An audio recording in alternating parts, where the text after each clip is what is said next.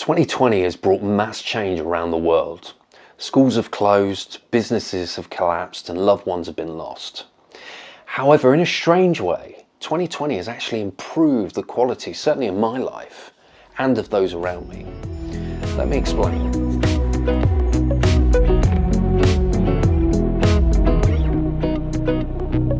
Hey guys, welcome to my channel. My name's Sam. I'm a wedding filmmaker based in the UK, and this channel, I want to explore ideas both big and small, so that ultimately we can become better versions of ourselves.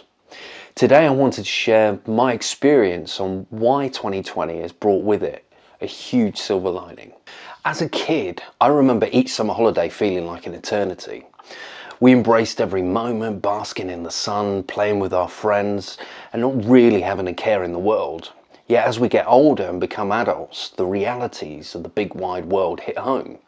We typically go and get a job, have the responsibility of paying the bills, and eventually looking after a family. Obviously, time naturally feels quicker as we get older, as each moment becomes a smaller and smaller piece of our overall lifespan. However, this has been compounded in recent years with the use of technology in our lives. We're all guilty of it, but our mobile phones have gradually become the gateway to an addiction we never saw coming.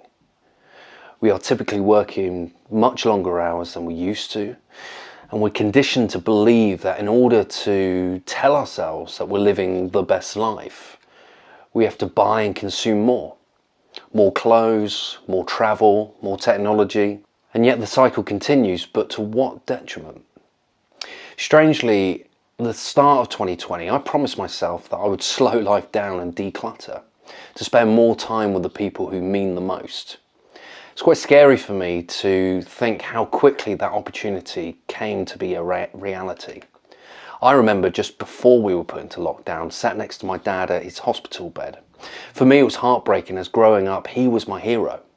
But as he was lying there scared and struggling to breathe, as the effects of pneumonia were attacking his body, it suddenly put everything into perspective for me.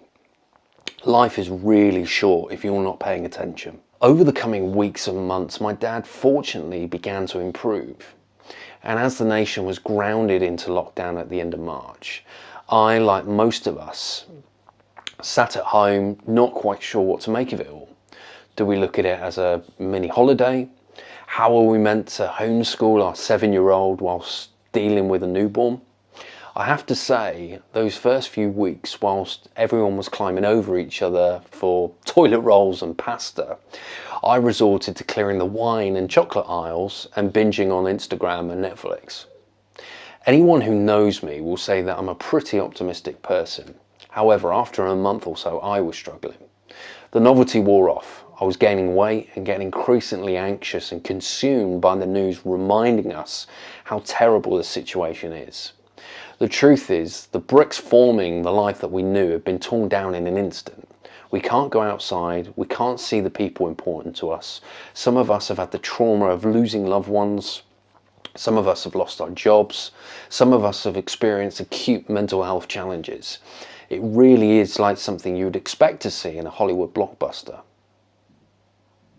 Jim Rohn once said, "It's not what happens that determines the quality or quantity of our life."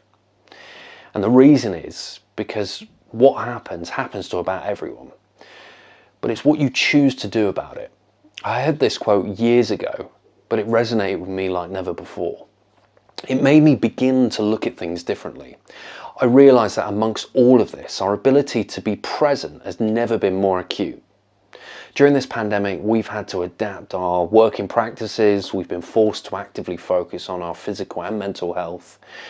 The tragedies highlighted around us has meant that we're more aware of our families and of our communities, and we're becoming increasingly resilient in what is a very scary world. But what I found was that other opportunities then presented themselves. Projects and hobbies I'd always wanted to try if and when I had time have always fallen down the cracks in my mind. I remember I picked up a guitar for the first time in years. I put down my phone and I began meditating. I spent time with my family exploring the countryside right on our doorstep without the constant pressure of having to rush back home to complete some menial task. Life had slowed down just as I had hoped. I realised that amongst the difficulty comes an opportunity to structure our lives by design rather than by instinct. Whether that's focusing on a new skill, a new job, a new business, ensuring time is spent with relatives, friends, focus on our physical and mental well-being, so that when the world finally opens back up, we are already having those core values embedded into our lives. And the rest of the noise and the distraction that will inevitably come will have a distinct secondary role in our lives. 2020 has played out like an apocalyptic Hollywood blockbuster. At the time of recording this, 110 million people have contracted COVID and 2.5 million people have sadly died. But the silver lining is that whilst the bricks of our lives have been torn down by this pandemic, they don't have to be built forming the same pattern they did before, only by choice. Anyway, these are just some of my thoughts over the past year, and I hope it offers a different perspective. Let me know down in the comments if you found this helpful and how you've dealt with the last year. Thanks for watching, and I'll catch you soon.